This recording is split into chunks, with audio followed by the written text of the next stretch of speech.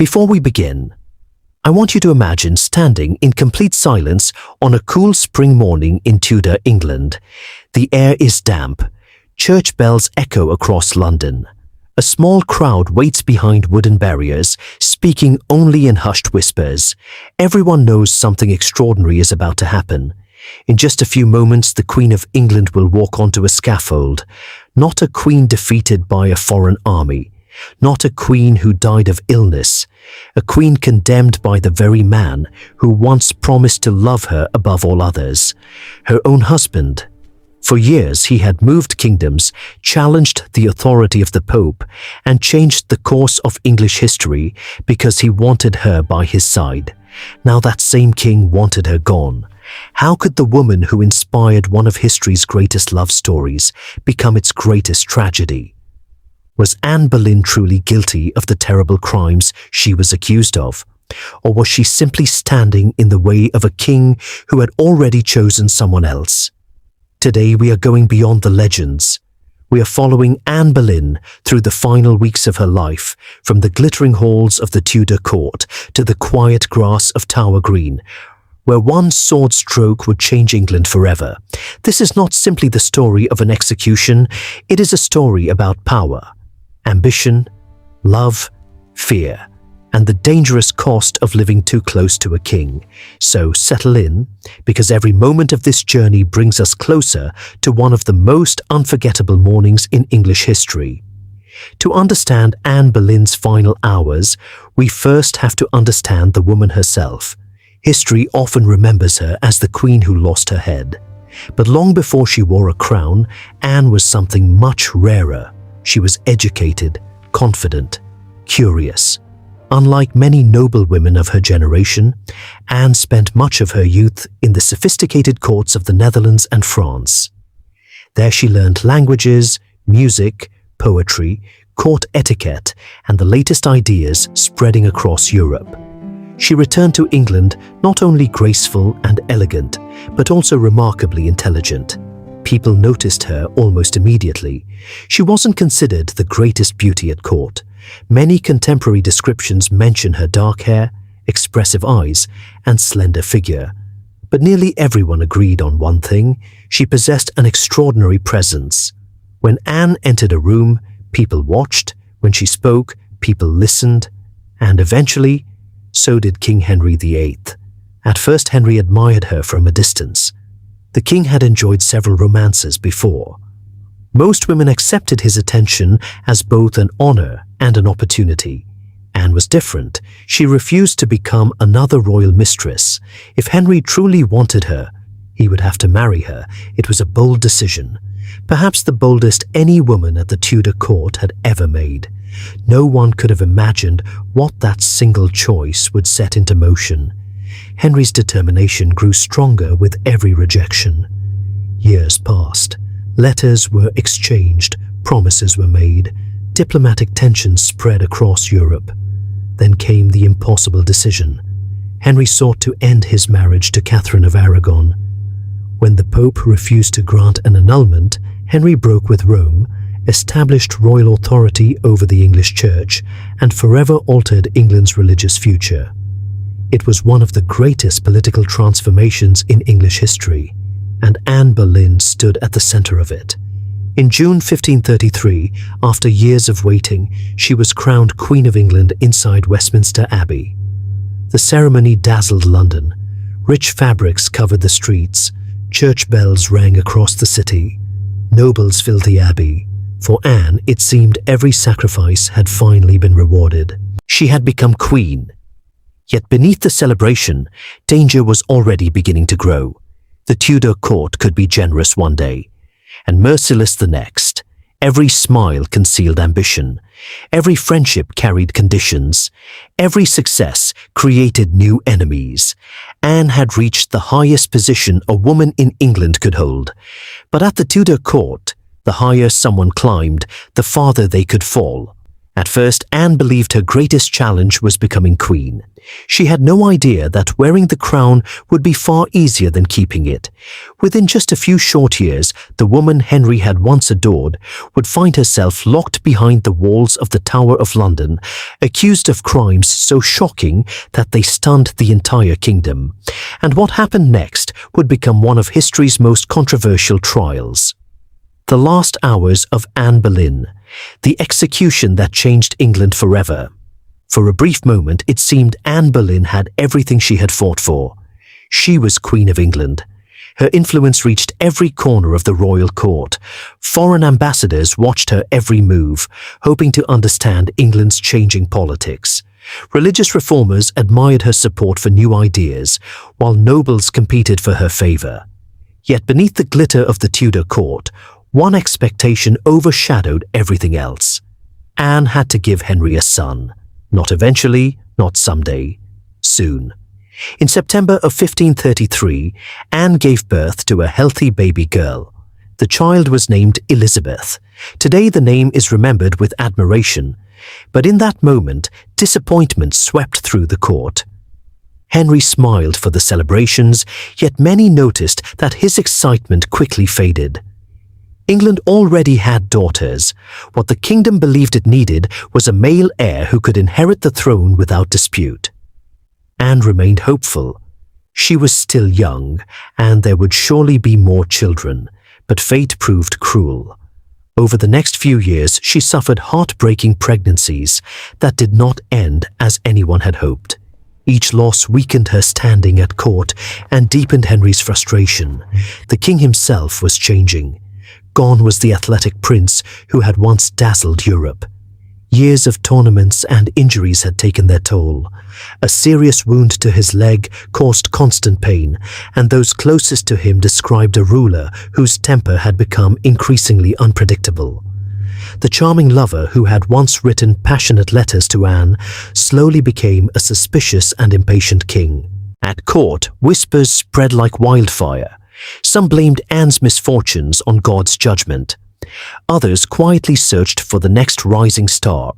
That star was a young woman named Jane Seymour. Unlike Anne, Jane was quiet and cautious.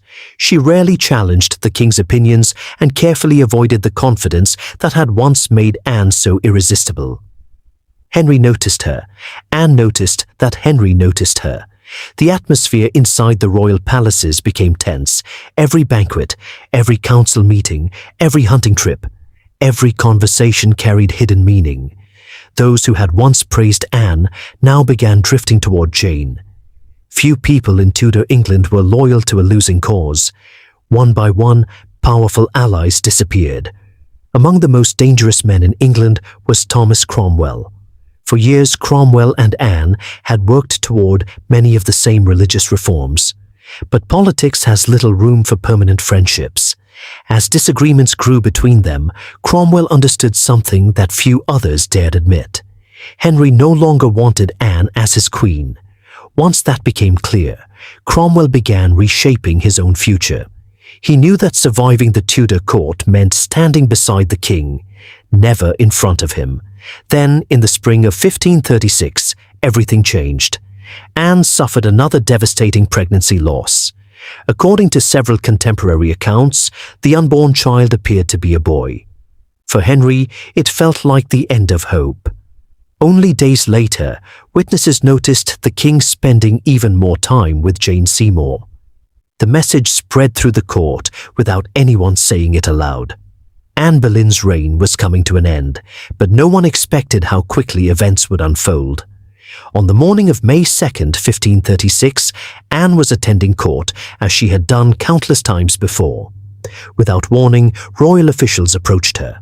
Their expressions revealed nothing. No shouting, no dramatic confrontation, only formal words delivered with chilling calm.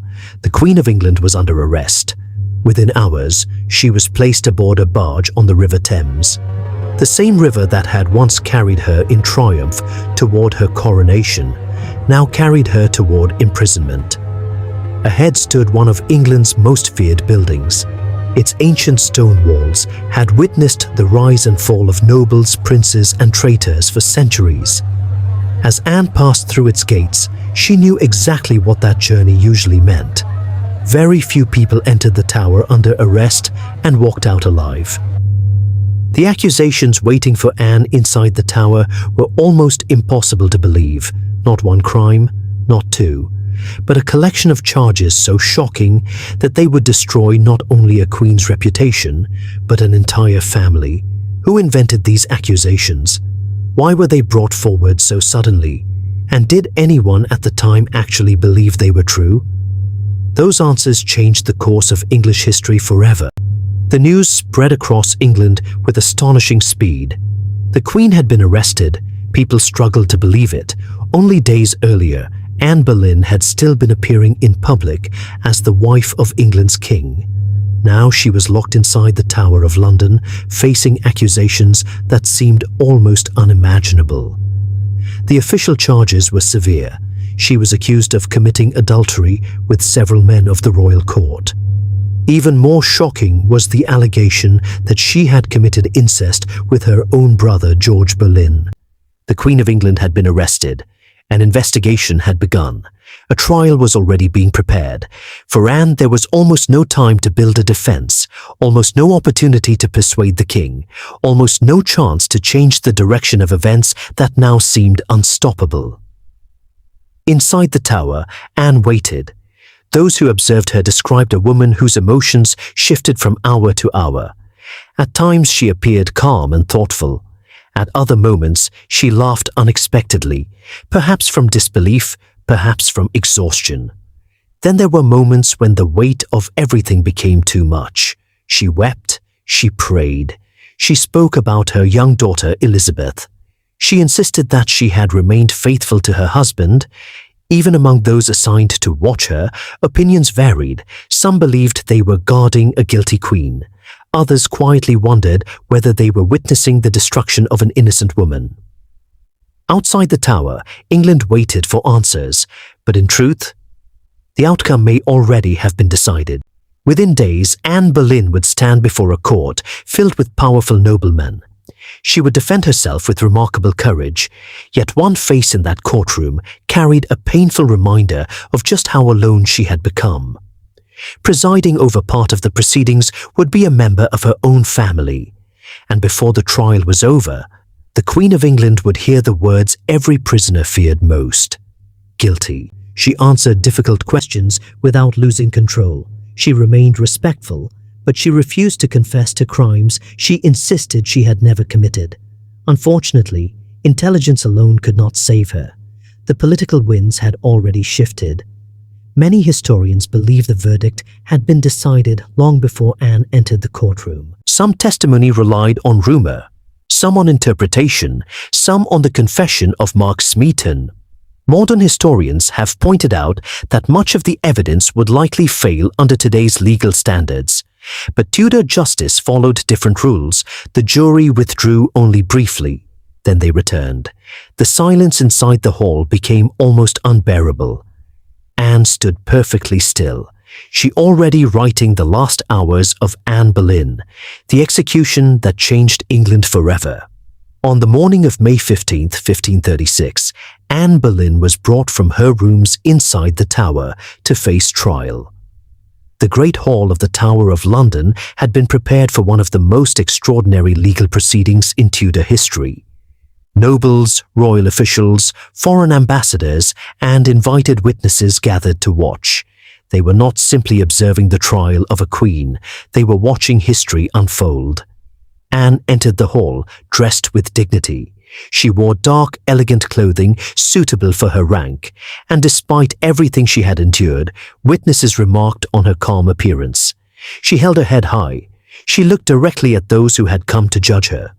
There was no sign of panic, no desperate pleading, only quiet determination.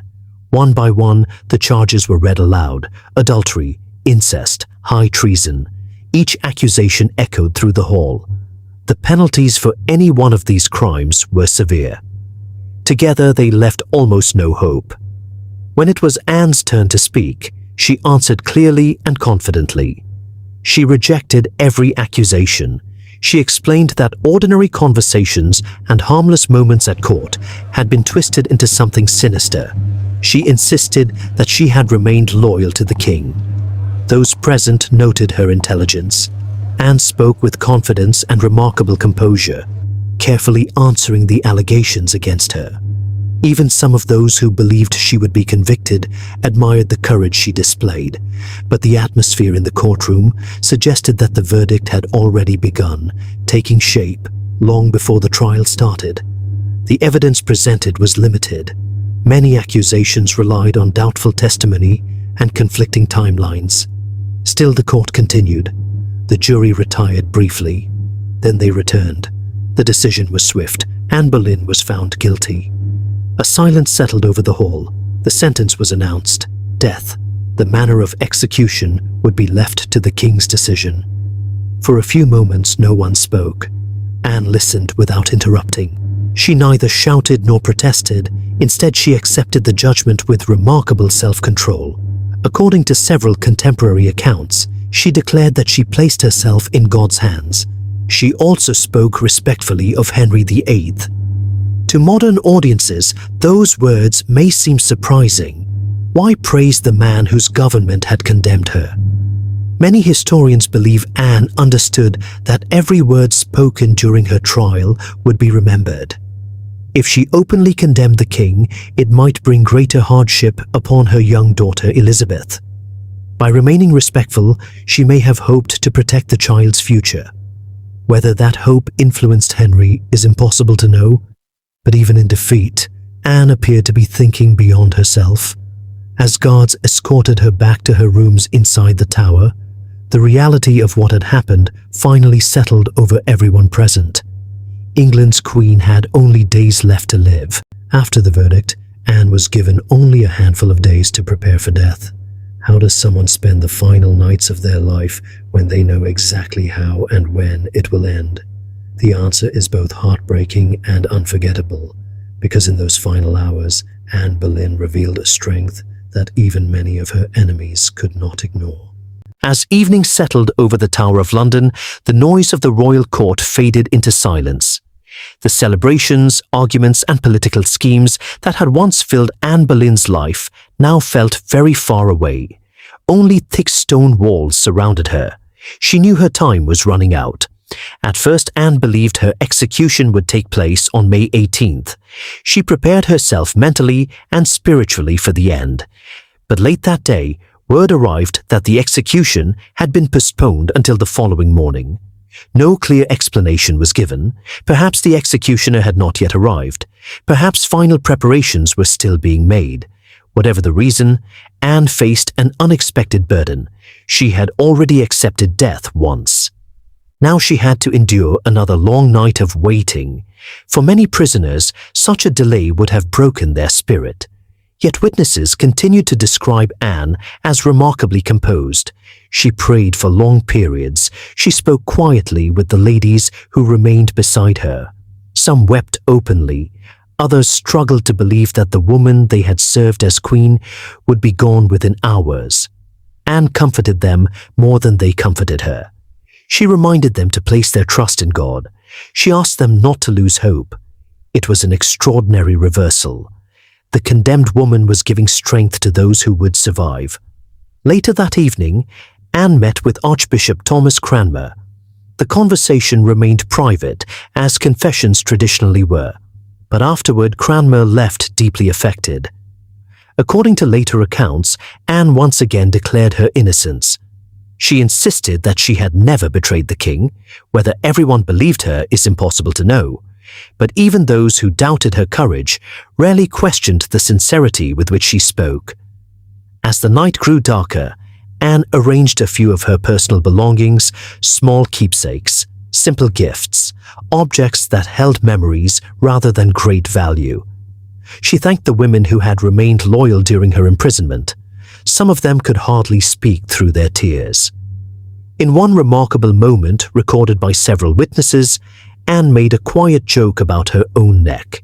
She smiled gently and remarked that it was slender enough to make the executioner's task easier. The room fell silent.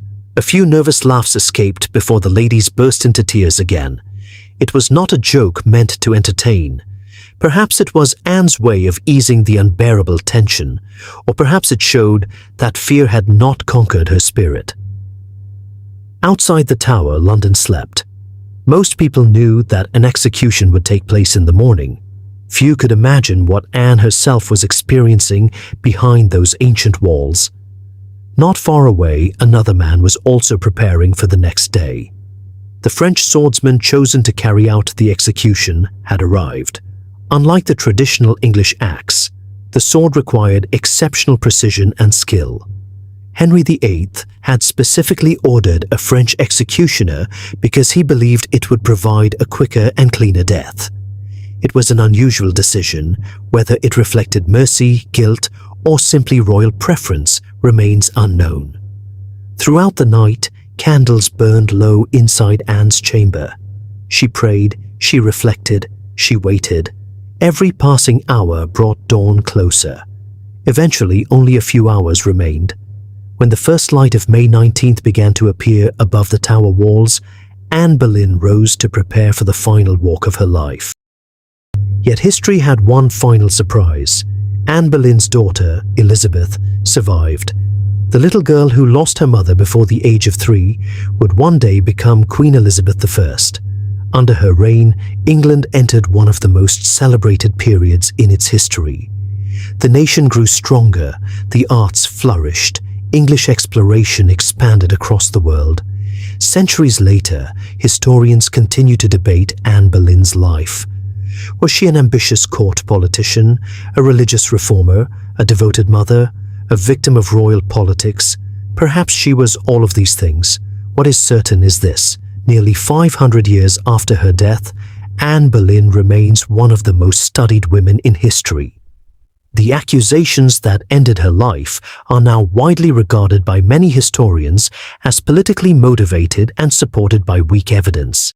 Henry VIII intended to erase her from history. Instead, history refused to forget her. Her story continues to inspire books, documentaries, films, and debates around the world. Because Anne Boleyn was more than a queen, she became a symbol of how quickly power can change, how dangerous royal politics could become, and how history often remembers those who were once silenced. Thank you for joining me on this journey through one of the most dramatic chapters of Tudor England. If you enjoyed this documentary and want to explore more remarkable true stories from medieval and Tudor history, consider subscribing to the channel. Every week, we uncover the lives of kings, queens, knights, servants, and ordinary people whose stories shaped the world we know today. Until next time, thank you for watching.